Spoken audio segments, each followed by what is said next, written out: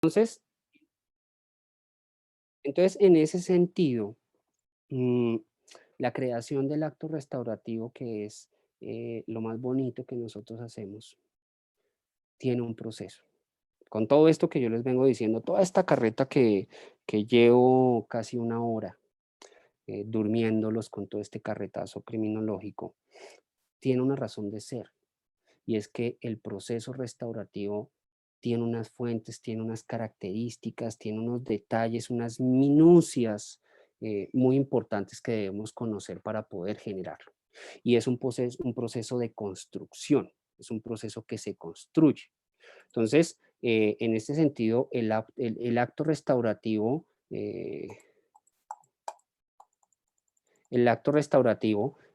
parte de dos elementos que nosotros hablábamos, la familia y el ofensor en el caso propio de lo que nos reúne aquí.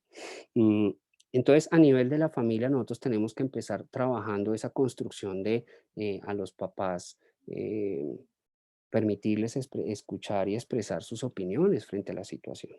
¿Sí? Reunirnos con los papás, hacer terapia familiar, intervención familiar orientada en escuchar qué opinan, qué opinión tienen los papás, cuál es esa perspectiva o punto de vista de lo que sucedió, porque eso nos permite a nosotros evaluar un poco mm, si el papá o la mamá o la familia está validando la conducta, si esa familia está 100% rechazando al joven, porque tenemos los dos polos, familias en donde se dice como, pero pues es que no hizo nada, pero es que eso es normal, pero es que la niña lo buscaba, o pues es que es un juego de muchachos, ¿sí? Y hay otras familias en donde dicen, yo no tolero esto, él perdió mis afectos, él se me desbarató en su imagen, no lo quiero ver, ¿sí? No sé cómo hablarle porque tengo mucha rabia, porque él cometió un error grandísimo, ¿sí? Escuchar en la familia porque muchas veces traemos una tradición de abuso, entonces la mamá o el papá que han sido víctimas de abuso sexual cuando pequeños, al ver esta situación cometida por su hijo, se reactiva y se revivencian sintomatologías o situaciones em, que hacen que se asuman unas opiniones a veces polarizadas. ¿Sí? Obviamente también tengo que aclarar que hay momentos en donde también me he sorprendido que encuentro familias que tienen un pensamiento muy crítico, ¿sí? Iniciando. Entonces hay que evaluar ese rol de los cuidadores frente a la situación, ¿sí? ¿Qué miedos tienen? ¿Mm? Hay familias que se centran en el miedo frente a la privación de la libertad o el etiquetamiento, como les decía antes, pero hay otras familias que tienen el miedo a la reincidencia, en donde dicen, yo tengo miedo de que lo vuelva a hacer. O sea, doctor, yo necesito o yo quiero del trabajo terapéutico que ustedes me certifiquen que el muchacho no lo vuelve a hacer porque tengo miedo.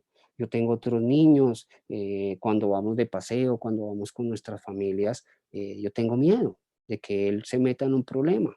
Entonces hay que evaluar esos miedos, ¿sí? Esas dinámicas que se están presentando en la familia, hay que evaluar las dinámicas en donde por un lado, pues hay antecedentes de consumo de alcohol por parte del papá, familias en donde al joven se le ha entregado la responsabilidad o el liderazgo de la familia por X o Y razón. mm, Familias donde la comunicación es muy pobre o violenta o agresiva, o donde no hay una comunicación como muy común, entonces están rotos esos lazos de comunicación, el sistema de castigos, cómo se hacen las consecuencias, cómo se hacen las contingencias, cómo se hace todo este cuento de trabajar en la corrección de los jóvenes cuando tienen algún tipo de comportamiento, ¿sí? Y escuchar la versión de los hechos de los papás, aparte del joven. Eso es muy bonito, coger a los papás por un lado y a los jóvenes por otro lado, y escuchar cuál es la versión, porque esa versión es una realidad. Y acuérdense que cada ser humano tiene una forma de explicar su realidad y de ver su realidad. Entonces, es importante en ese inicio de este proceso restaurativo, escucharlos, escuchar a los papás, escuchar a los padres, a las madres, a los abuelos, a los tíos, a quien uno pueda de la familia, porque eso nos va a brindar primero elementos en conocer, por ejemplo, elementos de factores de riesgo precipitantes, ¿sí? También factores de vulnerabilidad, ¿Mm? Y por otro lado, pues también conocer un poquito esas dinámicas que necesitamos empezar a reparar, cuáles dinámicas se rompieron y necesitamos reparar y cuáles dinámicas se repararon y se tienen que se rompieron y tienen que quedarse rotas. Como el dinámicas de que los jóvenes o los niños vean televisión en la habitación, en la cama de los papás sin que los papás estén ahí, por ejemplo. Entonces hay dinámicas que hay que romper y que el relato de los hechos o la versión de los hechos de los papás nos brindan una información muy importante al respecto.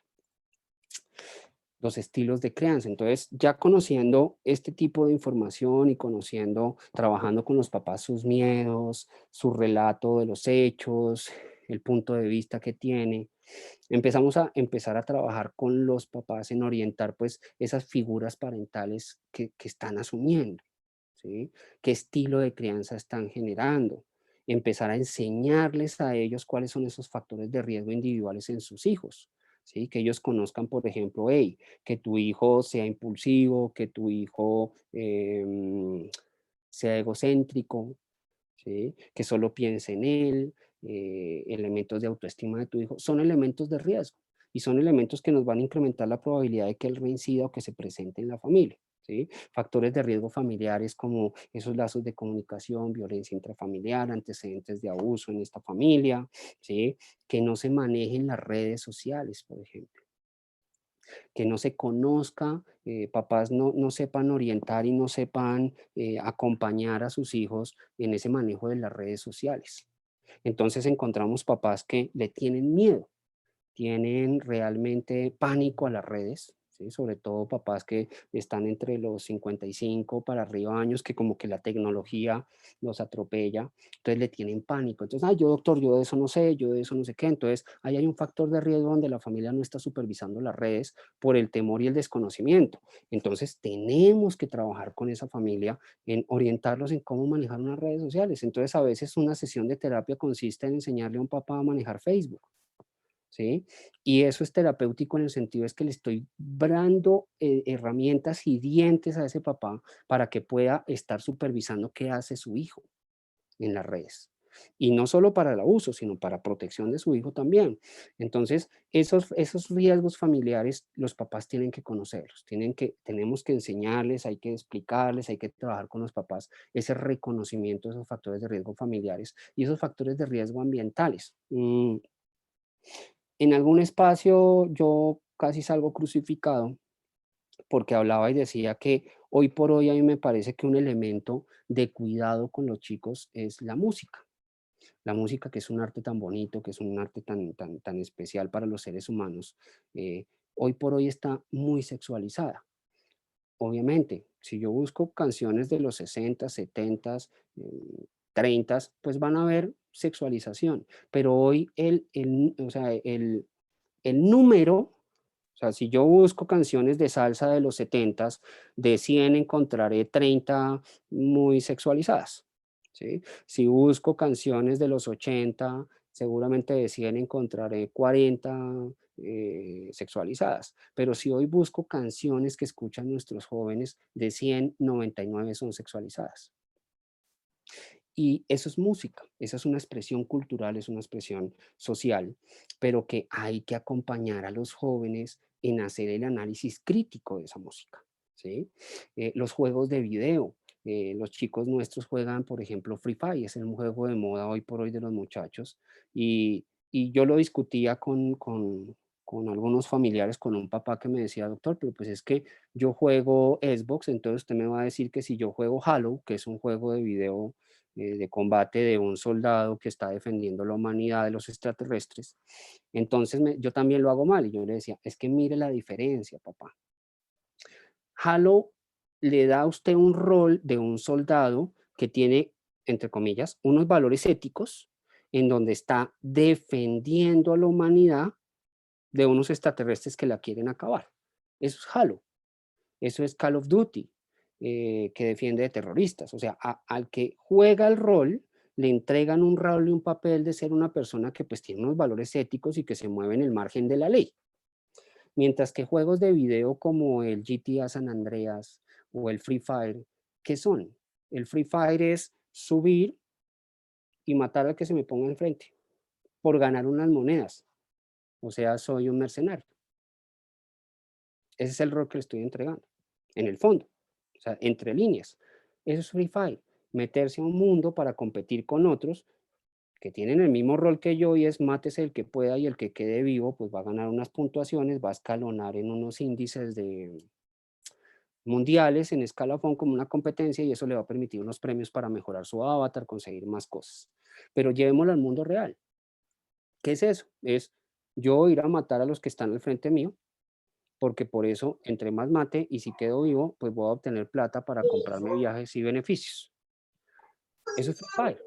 Y hay que hacer el análisis con los papás y con los jóvenes, ¿sí? El GTA San Andreas, ¿qué es? Es un juego en donde yo soy un niño de barrio, un joven de barrio, que empiezo a insertarme en las pandillas hasta crecer a ser el capo de la ciudad. Y eso es lo que juegan nuestros hijos. Eso es lo que juegan nuestros muchachos. Pero tampoco podemos entrar en prohibirle a los muchachos el Free Fire, el juego de video, porque hace parte de su estilo de vida de hoy en hoy. ¿Sí? No lo podemos desarraigar, no le podemos prohibir que escuche tal música, no. Tenemos es que acompañarlos a ellos en el análisis crítico. Pero ¿cómo un papá puede hacer ese análisis crítico de ese factor ambiental si ni siquiera conoce el juego o no lo ha hecho él mismo? Entonces nosotros debemos ir aterrizando porque ahí estamos empezando a trabajar valores éticos, pero también estamos empezando a impactar en valores de factores de riesgo que tienen que ver en ese estilo de crianza que tiene que apropiarse el papá o la mamá o los tíos o los abuelos, quienes están cuidando a los chicos, en empezar a disminuirlos, pero también a encontrar algo importantísimo, darse cuenta cómo yo desde el rol de papá también permití factores de riesgo familiares, ambientales e individuales en mi hijo que potenciaron la conducta. Porque es empezarme a dar cuenta como, hey, yo como familia también tengo una responsabilidad. O sea, no es solo mi hijo que cometió el error, no es solo él que me defraudó, no es solo él que cometió una conducta que afectó a toda la familia. Yo también estoy partícipe de esa situación. Y en ese ejercicio con los papás, perdón, tomo un poquito, en ese ejercicio con los padres mm, se maneja mucho lo que se llama la culpa. Entonces, a los papás nosotros explicamos en este proceso de ellos ir creando este ambiente restaurativo es la diferencia entre la culpa y la responsabilidad. Entonces, yo a ellos les explico y les digo, mira, tu hijo es culpable porque él hizo la toma de decisiones para cometer esa conducta. Él lo decidió, a él nadie lo obligó. Él tomó las decisiones, llevado por unos factores de riesgo, unas presiones, lo que queramos, pero él tomó la decisión. Él es culpable. Pero la familia no es culpable, es responsable, porque tomó una serie de decisiones, permitió unos factores de riesgo familiares, ambientales, sin saberlo, que incrementaron la probabilidad de que eso ocurriera. O sea que usted, papá, cuando le dijo a su hijo que le cuidara a la niña, usted es responsable de lo que él hizo, porque usted abrió esa puerta, esperando que su hijo cuidara a la niña y que no la tocara. Él tomó la decisión. Entonces la diferencia entre culpabilidad y responsabilidad. Pero entonces eso empieza a que se permita a repartir responsabilidades entre los miembros de la familia que también se dan cuenta como entes sociales y como entes que rodean esta situación, también tuvieron un grado de responsabilidad y que no hay solo uno que señalar. Yo me acuerdo que mi abuela me decía que cuando uno señala, ¿sí? Cuando uno señala, hay tres que te están señalando. ¿Sí? Entonces, cuando un papá o una mamá es que él, hay que también mirarse de tú en qué estás fallando, para que la persona empiece a sensibilizarse un poco frente a la situación y el fenómeno. Entonces, eso es repartir la problemática, cuando los papás reciben la información, se les explica y se trabaja con ellos en la identificación de todos esos factores de riesgo individuales, familiares y ambientales, pues se puede empezar a repartir ese síntoma. ¿Sí? A distribuir esa problemática alrededor de la familia. Cuando nosotros ya tenemos creado, hemos trabajado con la familia que ya ha podido expresar esas emociones, que ya ha podido manifestarse frente a esta situación, que ha podido expresar sus miedos, ¿sí? Que empieza a comprender como, ok, hay unos elementos que produjeron esto, yo fallé en estas situaciones y el asunto de yo fallé en estas situaciones, en estos elementos o en estos comportamientos no es para latigarnos o castigarnos, sino para empezar a mirar empoderamiento en el yo fallé en esto, ¿qué puedo cambiar? ¿Qué puedo aprender de esto? ¿Mm? Ya empezamos a trabajar con los papás en lo que tiene que ver con el establecimiento de unos roles y jerarquías. ¿Sí? Que empiece a construir o a fortalecer, como les decía, no siempre vamos a encontrar familias en donde todo es un desorden. Yo he tenido casos en donde es impresionante la jerarquía o el rol o la pauta de crianza que hacen los papás, que es de admirar, pero en la mayoría, pues hay que ayudarles a reconstruir o a fortalecer ese rol y esa jerarquía que establece, ¿sí? En donde ellos deben asumir un rol que permita a la familia ese afrontamiento de la situación crítica que están viviendo en su historia familiar. ¿Mm? Eh, Encontramos a veces padres o madres desboronados totalmente, ¿sí? Que hay que empezarlos a ellos en un proceso y un acompañamiento a construirlos nuevamente, a ayudarse a curar, porque su hija fue víctima de su hermano, pero ella está destruida. Entonces, empezar a reconstruirla en ese rol de mamá, de líder de la familia, de guía de esa familia, ¿sí? Entonces, hay que empezar a trabajarla a ella para que se empodere y para que se sienta que ella tiene control también o retoma el control de lo que es su sistema familiar y sus seres queridos. Y en ese sentido nos tenemos que trabajar con ellos mucho, pues el asunto de los horarios, de trabajar los horarios, cómo se colocan los horarios, los límites, las normas al interior de la familia. Yo les quiero contar una experiencia de hace 8 días. Nosotros estamos empezando nuevamente a retomar nuestra alternancia presencial con los papás.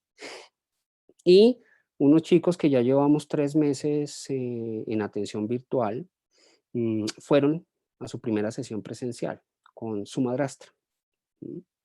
¿M? Y trabajamos unos elementos con los chicos, pero empezamos a trabajar con la madrastra el establecimiento de esas normas, esos horarios, esos límites. Cuando, cuando ella ingresó, pues ingresó con pues el rostro de una persona como que, bueno, estaba cumpliendo acá, vengo a acompañar a los muchachos. ¿Sí? Pero algo que a mí me impactó después de salir la sesión, esa sesión no la hizo nuestro trabajador social, y no la hizo el psicólogo, sino la hizo nuestro trabajador social.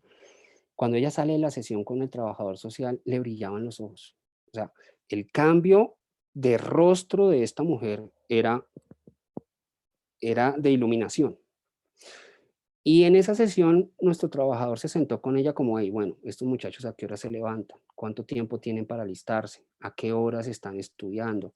No, doctores, que son venezolanos, no han podido inscribirse al sistema educativo. Ok, entonces, ¿qué están haciendo? ¿Cómo lo estamos regulando? Y él empezó a dar unas pautas y se sentó con ella y le organizó unos horarios que no solo era para nuestros chicos pacientes que habían cometido un abuso sexual, sino para el hijo de ella, porque esta es una familia reconstituida.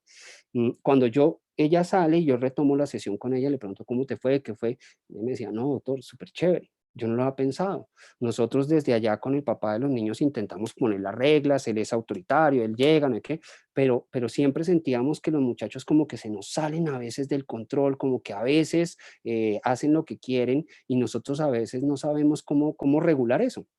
Pero ahorita con lo que me enseñó el doctor Juan Carlos fue excelente. Claro, yo no lo había pensado y mire ese sistema de economía, ese sistema pues de economía de fichas lo decimos nosotros, pero ese sistema de los chulitos y las X, eso me va a dar a mí elementos para que ellos se den cuenta cómo van cambiando y yo no me había pensado el asunto de ocuparlos en esto, entonces siempre lo que hacíamos era levantarlos tarde, porque como no están estudiando, entonces ¿para qué los levanto temprano para que molesten? Entonces los estamos dejando dormir hasta las 10 11 de la mañana. ¿Sí? Se levantaban, se alistaban y pues, ¿qué los poníamos a hacer? A que nos ayudaran a hacer oficio. Y pues después los dejábamos ir a jugar. pero mire que ya el doctor Juan Carlos me hizo dar cuenta que yo puedo llegar acá y ponerles unas tareas, que lean unos libros, apoyarme con ustedes en el sentido de que si ustedes me dicen ya con el doctor Juan Carlos se les dejó tareas de que tienen que leer un libro, que tienen que hacer un resumen, que tienen que hacer unas planas, que tienen que hacer unos cálculos matemáticos, que tienen que hacer unas investigaciones que yo desde la casa les puedo ir colocando y que ustedes nos están apoyando en supervisarlo para que ellos sientan que es un deber que no es como un castigo, sino que es algo que nos pusieron y que además de eso hay un horario en donde podemos hacer juego familiar porque nos hicieron caer en cuenta de que ya en familia, pues mi esposo llega, él llega cansado, salía a los muchachos, pregunta cómo está y se acuesta a dormir, pero pues ya compartir espacios no tenemos. Entonces, todo ese manejo de horarios, límites y deberes que se les puso, regulando con un horario específico, porque es que no es solo imponer a los jóvenes, usted tiene que ayudarme a tender la cama, ayudarme a limpiar la loza, a limpiar la cocina y me trapea. No, es cuándo lo hace, de qué horas a qué horas lo tiene, cuánto tiempo tiene y qué es el trabajo que yo espero de ahí. Eso nos falla en las familias, ¿sí? Las familias no tienen eso. Y es importantísimo porque acuérdense en la teoría racional del delito, ¿m? El respeto de los límites es importante, ¿no? En la justicia restaurativa nos dice que él tiene que entender que para estar en una sociedad tiene que respetar normas y límites. Pero ¿desde dónde estamos empezando a enseñar a este joven a respetar normas y límites? Desde la casa. Y lo que encontramos es que en la casa muchas veces se les pone deberes, o sea, el qué tiene que hacer, pero nunca se pone el cuánto, el cuándo y cuánto tiempo. Y en esto es importante que lo veamos aquí. Empiezas a esta hora a tender tu cama y tienes hasta esta hora para tender tu cama. Voy a hacer un ejemplo. 8 de la mañana empiezas a tender tu cama, 8:20 tiene que estar tendida. Eso permite que la persona regule hasta este momento y que nos empieza a generar un sistema de medición en el sentido de 8 empecé, 8:10 terminé. O sea que no terminó el tiempo. Eso mire cómo se puede representar en la conducta de un adulto. Si yo me acostumbro a que si tengo de 8 a 9 para tender mi cama, obviamente estoy exagerando, ¿no? Y lo hago en 20 minutos, cuando yo esté trabajando y mi jefe en mi horario laboral sea de 8 a 6 de la tarde o 8 a 3 de la tarde, ¿sí?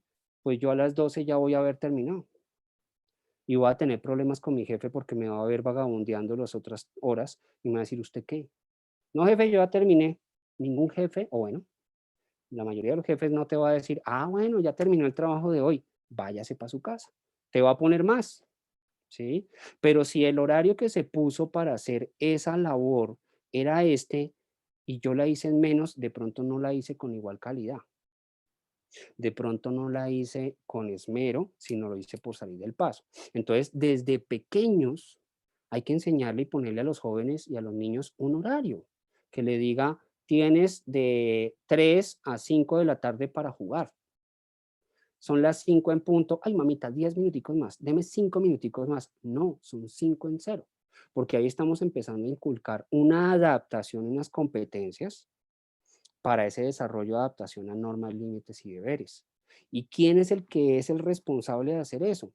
La familia, desde sus roles y sus jerarquías. Yo les explico también a los papás y les digo en pedagogía, oiga, ¿desde cuándo nos enseñaban a nosotros ese tiempo? Decía, desde preescolar. Cuando usted le ponen planes, cuando usted le dicen, esta letra empieza en esta rayita y va a esta rayita y se devuelve, te están trabajando a nivel motor que tu cerebro empiece a adquirir la conciencia y el respeto de límites, ¿sí? Entonces que el niño se pasaba y la profesora decía, lo repites, porque era la amonestación por pasarse del límite, ¿sí? O que el niño hacía la bolita aquí y no llegaba al límite, pues te repites porque entonces no estás llegando al límite. Miren cómo las planas, que muchas veces se interpretaron como un sistema de castigo violento contra los niños, era un sistema educativo de donde nos estaban formando para respetar, para que nuestro cerebro desde lo motor empezara a decodificar las normas y los límites. Las planas son importantísimas, no solo para mejorar caligrafía. Ahora, Si yo a una persona llego y le pongo, tienes que hacer 500, 1200 planas, pues eso ya es salvaje y eso ya no es pedagógico. Pero el trabajo de una hojita, dos hojitas de hacer planas es importante y que es una herramienta que los papás pueden empezar a trabajar como, bueno, no me vas a repetir, no debo ser grosero con mi mamá y lo haces 2 hojas de planas, 20 líneas. Eso es pedagógico, porque no solo es la amonestación, sino es empezar a trabajar el respeto de esos límites y esas normas.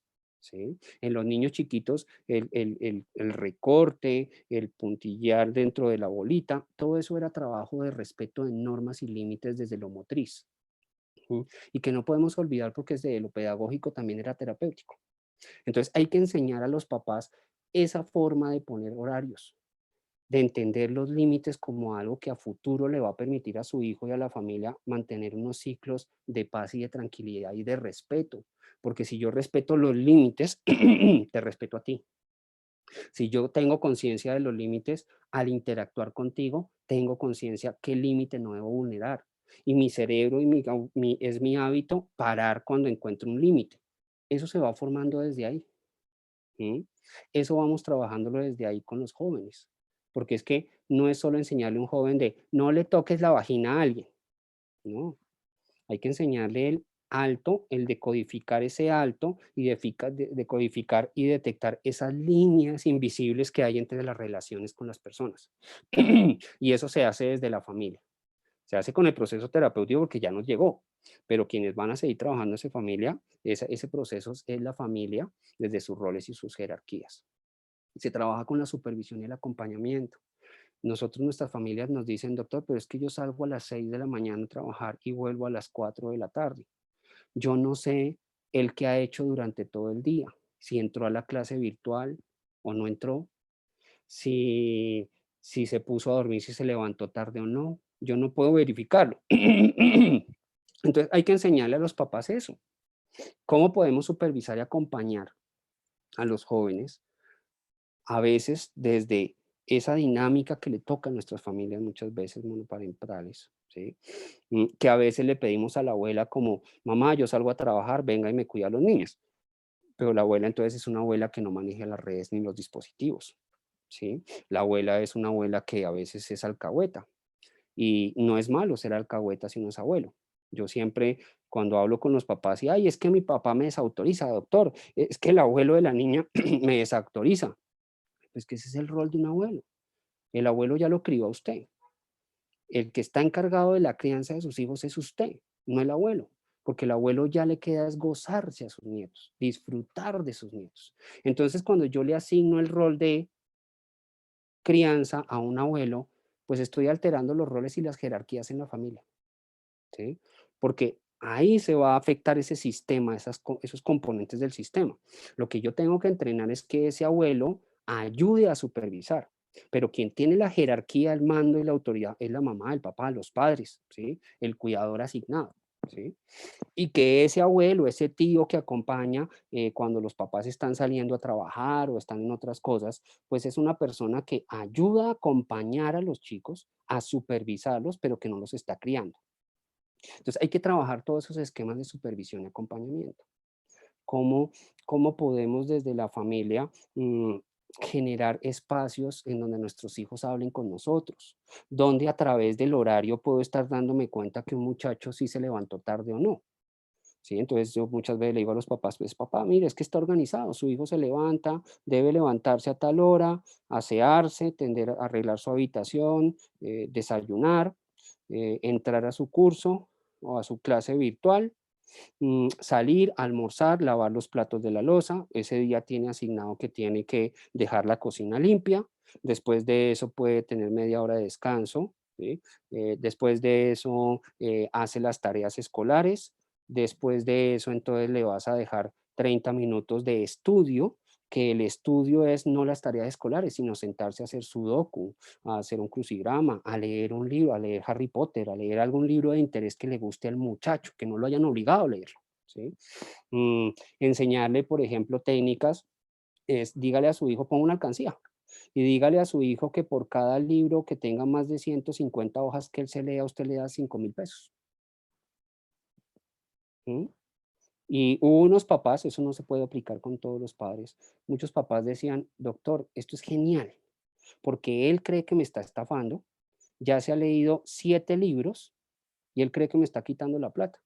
Y es total, chévere, porque es una dinámica que está poniendo entre el hijo. Usted está habituando a su hijo a que tenga un espacio para leer, que le guste la lectura, que la busque, lo cual le va a generar pensamiento crítico, estimulación, razonamiento abstracto, leer cosas, apartarlo de muchos medios que no son los óptimos.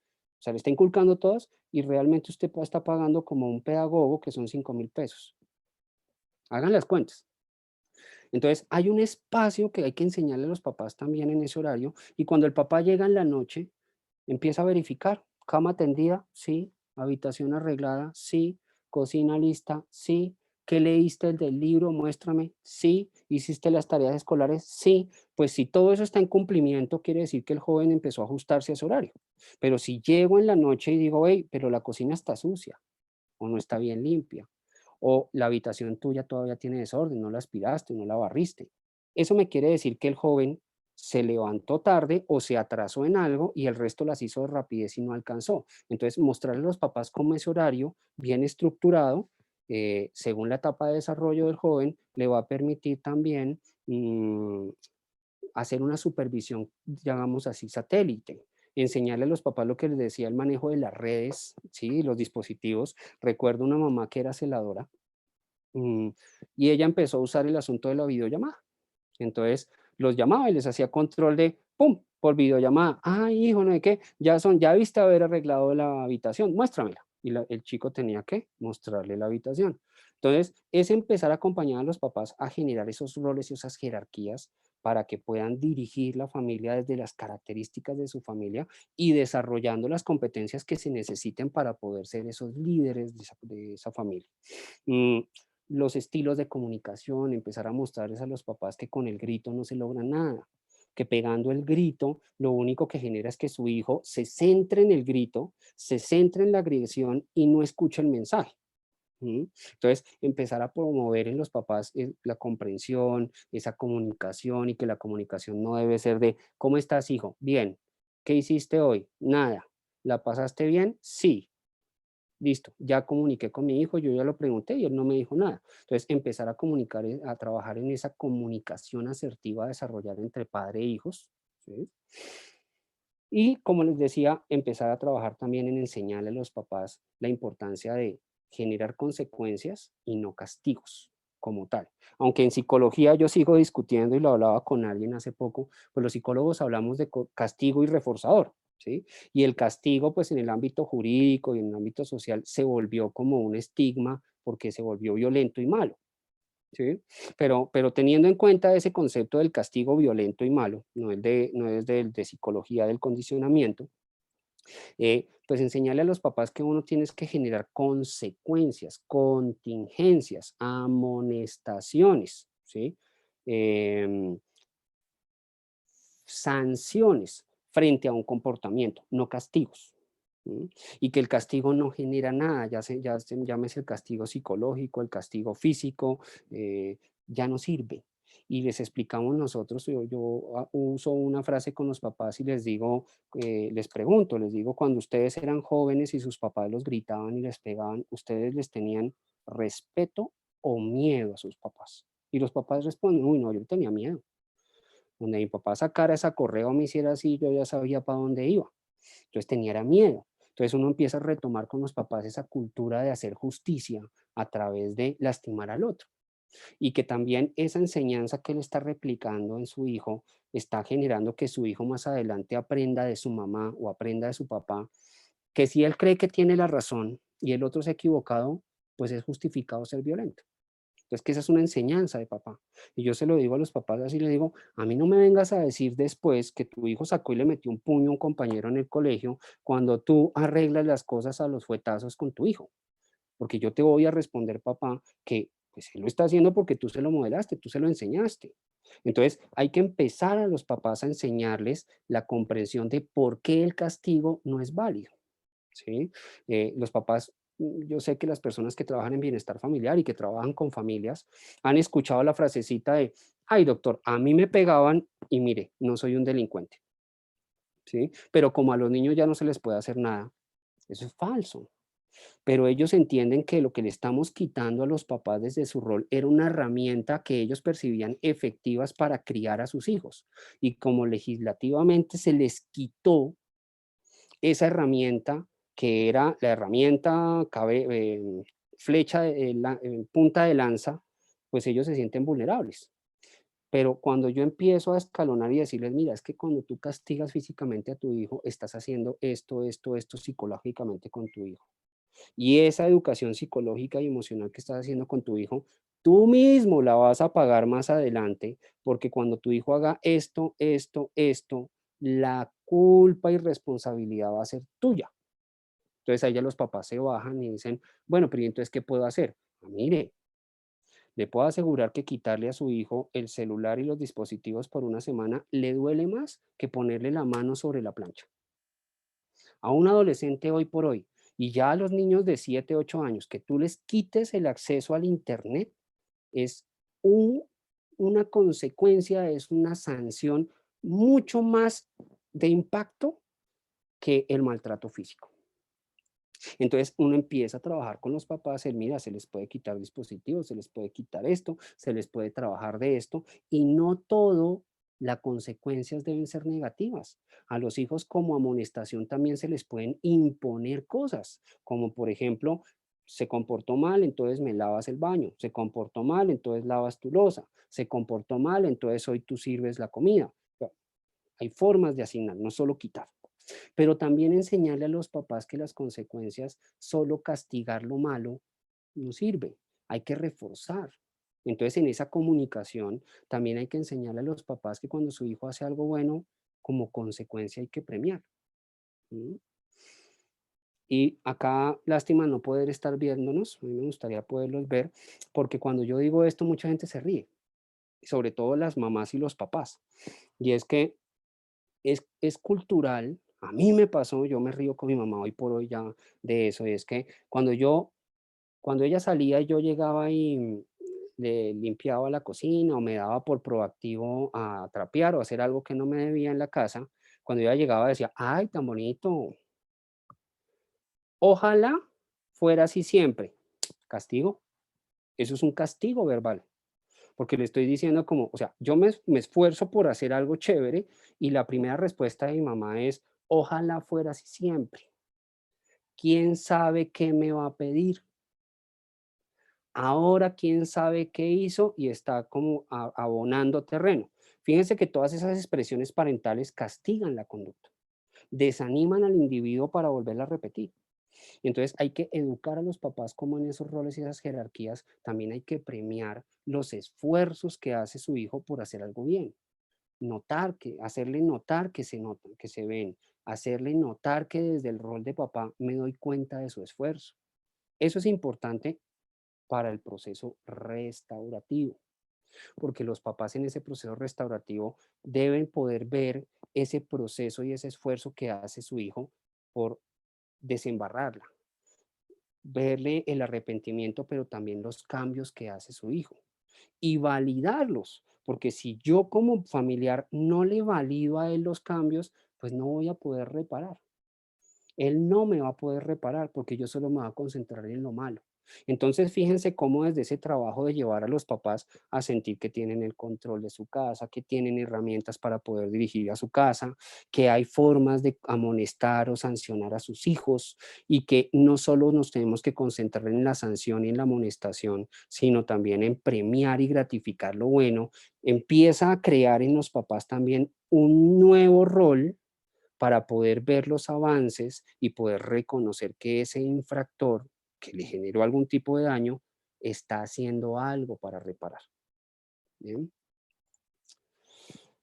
Cuando nosotros tenemos todo ese proceso, todo ese trabajo, llegamos a los papás a esa elaboración y perdón de la situación. ¿Sí? Y es donde empezamos a trabajar pues con el paciente, pero también con la familia, el darse cuenta cómo empezaron ellos, cómo ocurrió la situación, cómo llegaron ellos a consulta con sus miedos, con sus temores, sus puntos de vista, sus inseguridades, pero que a medida de que fueron realizando el proceso en familia, fueron construyéndose, fueron aprendiendo nuevas cosas, fueron alimentándose como sistema familiar en ese proceso creativo y cómo llegaron a generar cada uno ese afrontamiento que los trae al final del proceso, ¿sí? Cómo cada uno asumió su responsabilidad y desde aceptar su responsabilidad empezó a generar cambios. Y fueron cambios que lo hicieron crecer, o sea, que fueron evolutivos, o sea, que estamos hablando aquí de la resiliencia. Entonces, llegar a ese momento con la familia en esa elaboración y perdón es poderse dar cuenta de, ok, mi hijo cometió un error, en algunos casos me lastimó, pero yo he empezado a asumir un rol, esto me ha hecho cambiar, he mejorado como papá, estoy más cerca a mis hijos últimamente, he podido estar más pendiente de ellos, la familia ha mejorado en su paz interior. Eso sana, eso cura, ¿sí? Y en otros padres también, no los que se sienten afectados y dolidos con el muchacho, sino como yo fallé, también es culpa mía, el empezar a darse cuenta como, bueno, pero cambiamos, pero mejoramos, pero recibimos la posibilidad de este problema crecer como padre y como familia. Entonces, eso empieza a sanar, eso empieza a restaurar. ¿Mm? Eso empieza a generar, y entonces en el proceso hay que llevarlos a ese punto, a que ellos reparen. Mm, en muchos casos, por ejemplo, nosotros tenemos una escala de medición cualitativa en donde se les pregunta a los papás, se les dice, bueno, ¿usted qué expectativas tenía cuando empezó el proceso? ¿Qué le pareció importante? ¿Qué aprendió? Y un común denominador que yo encuentro en los papás es que las expectativas que yo tenía del proceso era que nos iban a juzgar, que me lo iban a meter a la cárcel, que lo iban a tratar mal, ¿sí? Y cuando hablan de qué aprendió, pues ellos hablan de todo este asunto de no, me pareció importante aprender de los factores de riesgo, de los tipos y la legislación y las reglas, porque eso me permitió hacer esto, no sé qué, ¿sí? Pero algo que nos llama la atención es que muchos papás en común denominador dicen, mm, algo importante del proceso y que me queda es cómo crecimos como familia, cómo desde algo muy oscuro, desde algo muy doloroso que nos pasó, podemos salir mucho mejor de lo que éramos antes. Eso se encuentra en muchas escalas o en muchas escalas de cierre que hacemos nosotros y que evaluamos con los papás que siempre nos dicen, como de esto tan malo que, que vivimos, nos construimos, ¿sí? Y salimos como mejor persona, más unidos. Y esto lo hablo, estoy seguro que ocurre en el área de víctimas con las niñas, niñas y adolescentes víctimas, pero también ocurre con nosotros en el área de ofensores. O sea que miren que esas dos partes en ese proceso de construcción llegan a un momento en donde sienten que han crecido a raíz de algo malo en su vida o de un evento crítico y traumático en su vida, que han crecido y han mejorado lo que eran antes de ese evento. Eso es reparación. Em, no sé si les parezca tomarnos unos minuticos pequeños de break para tomar un café, estirar las piernas y volver, no sé si quieren en 10 minutos, 15 minutos o continuamos tal cual.